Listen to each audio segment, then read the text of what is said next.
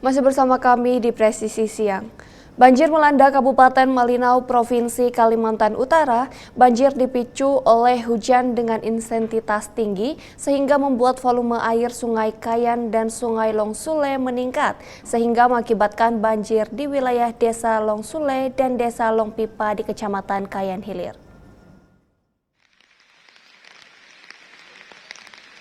Berdasarkan laporan dari Pusat Pengendalian Operasi atau Pusdalops BNPB, banjir setinggi antara 100 hingga 250 cm menyebabkan sebanyak 80 kakak terdampak. Kerugian material 80 unit rumah terdampak, 5 unit rumah rusak berat, dan 2 unit fasilitas pendidikan rusak. Upaya penanganan banjir BPBD Kabupaten Malinau berkoordinasi dengan pihak kecamatan dan desa setempat guna melakukan pendataan dan evakuasi. Tim gabungan bersama masyarakat membersihkan rumah dari material banjir. Informasi terkini kondisi banjir berangsur surut.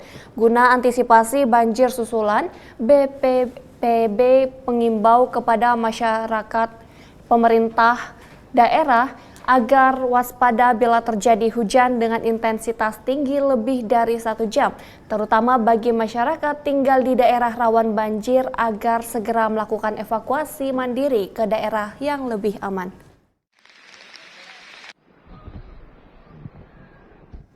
Polda Aceh beserta Bayangkari mengirimkan bantuan kemanusiaan untuk korban banjir lahar dingin di Sumatera Barat. Pengiriman bantuan kemanusiaan tersebut dilepas langsung oleh Kapolda Aceh, Irjen Pol Ahmad Kartiko pada Kamis lalu. Kapolda Aceh mengatakan pasca banjir lahar dingin di Sumbar, Polda Aceh dan jajaran termasuk Bayangkari berinisiatif mengumpulkan bantuan dari seluruh personil Polda Aceh dan Polres jajaran untuk kemudian dikirimkan ke anggota Polri dan masyarakat yang terdampak bencana alam. Bantuan kemanusiaan disalurkan berupa kebutuhan pokok, obat-obatan, dan kebutuhan bayi.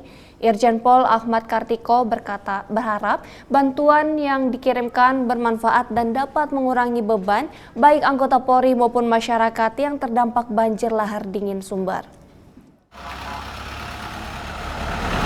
Dari kepolisian dari Aceh beserta seluruh jajaran Polres dan juga anggota dan juga Bayangkari berinisiatif untuk memberikan bantuan untuk meringankan pertama rekan-rekan kita anggota Polri yang terdampak juga di Polda Sumatera Barat di 3 kabupaten tersebut, kemudian juga kepada keluarganya dan juga kepada masyarakat.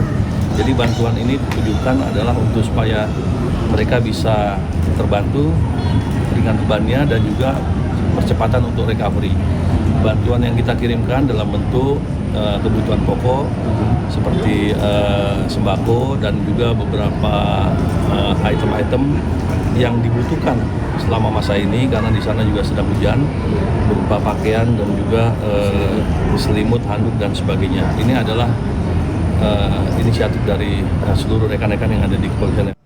Kapolda Jateng hadiri apel dengan tokoh agama dan tokoh masyarakat dan 3 pilar sekabupaten Blora dalam rangka menciptakan situasi Kamtibmas yang kondusif bertempat di Gedung Geraha Okta Pem AK Migas, Cepu, Jalan Gajah Mada, Cepu, Blora, Jawa Tengah.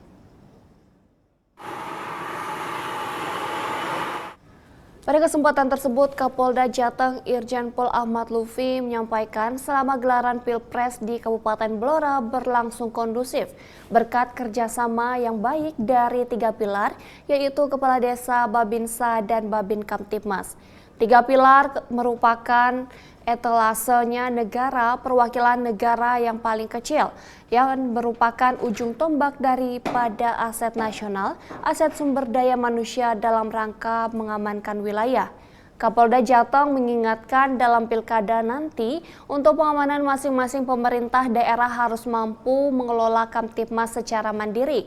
Seluruh pemerintah kabupaten mengadakan sendiri-sendiri pengamanannya, tidak ada backup pasukan karena semua daerah juga menyelenggarakan pilkada serentak, yaitu oleh karena itu gotong royong 3 pilar harus diperkuat.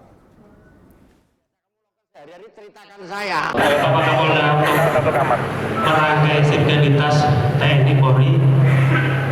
Rata-rata ini anaknya Pak Binsa sudah besar-besar. Melakukan polisi kan? Siap. Langsung anak-anaknya. Langsung. Sama satu lagi. Lagi Pak Kemen minta mau nih. Dua, apa lagi? Yang kedua dipermudah bikin SIM. Mana di lantas? Siap. Jadi Pak Baka. Nanti ke Pak Dirlantas, Babin itu kasih SIM semua. Siap. Terima kasih. Ya, beres. Itu jakarnya. Siap. Terima kasih Bapak Jenderal. Kasih sepeda. Siap. Apalagi Babin ada satu Terima lagi. kasih. Nah, ini yang bisa sebutkan. Pemirsa, Kapolres Penajam Pasir Utara AKBP Supriyanto menyambut kedatangan Kapolda Kaltim Irjen Pol Nanang Afianto dan Wakapolda Kaltim Brigjen Pol Jatiwiyoto Abidi dalam kunjungan kerja meninjau rusun Polri yang terletak di wilayah Ibu Kota Nusantara.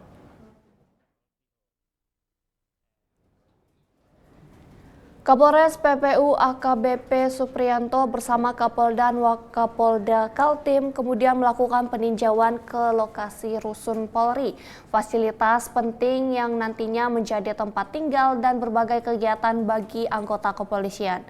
Peninjauan dilakukan untuk memastikan kondisi rusun Polri yang memadai dan sesuai dengan standar yang ditetapkan, dan juga memastikan berbagai upaya pemeliharaan dan peningkatan fasilitas guna mendukung kesejahteraan anggota kepolisian yang akan bertugas di IKN.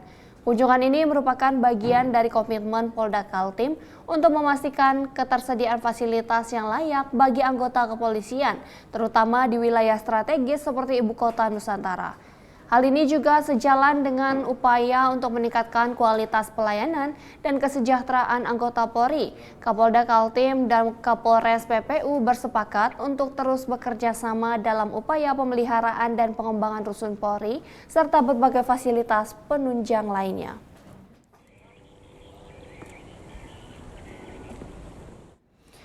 Bertempat di ruang Vidkon Polres Pasir dilaksanakan kegiatan supervisi oleh Biro Provos Divisi Propam Polri kepada Polres Pasir dan Polres Penajam Pasir Utara, Kalimantan Timur.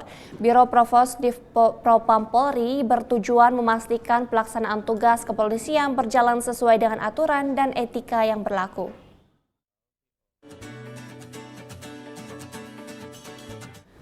Kunjungan supervisi disambut Wakapolres Pasir Kompol Doni Dwiya Rosmansa dan Wakapolres PPU Kompol Bambang Hardianto. Ketua Tim Supervisi Kombes Pol Rahmat Budi Handoko menekankan tugas Provos bukan hanya untuk melakukan pemeriksaan terhadap anggota yang bermasalah, tetapi juga memberikan solusi dan saran hukum agar kesalahan yang sama tidak terulang di masa depan. Kombes Pol Rahmat mengingatkan, jika ada laporan terkait pelanggaran oleh anggota Polri yang dapat diselesaikan secara kekeluargaan, maka sebaiknya tidak dipaksakan untuk dikenakan sanksi disiplin atau kode etik. Kegiatan supervisi ditutup dengan harapan agar seluruh anggota Polri, khususnya di Polres Pasir dan Polres PPU, dapat mengambil pelajaran dan meningkatkan komitmen dalam menjalankan tugas.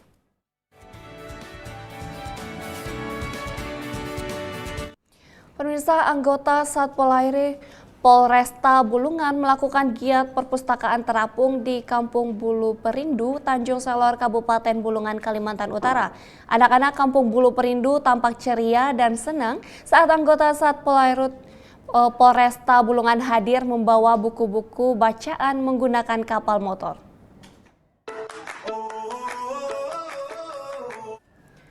Anggota Polair berupaya memperluas akses pendidikan kepada masyarakat dengan menghadirkan perpustakaan yang menyajikan buku-buku bermanfaat dan inspiratif.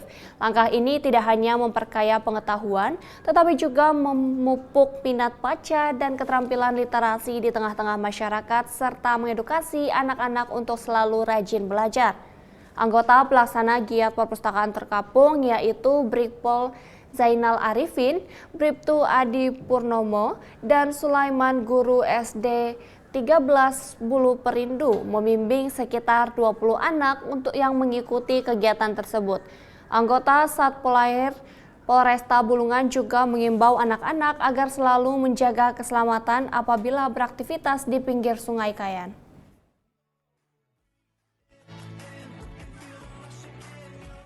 Pemirsa, Kapolri Jenderal Listio Sigit Prabowo menghadiri rapat koordinasi Panitia Nasional Penyelenggaraan Konferensi Tingkat Tinggi World Water Forum ke-10 tahun 2024. Informasi selengkapnya setelah jeda berikut ini.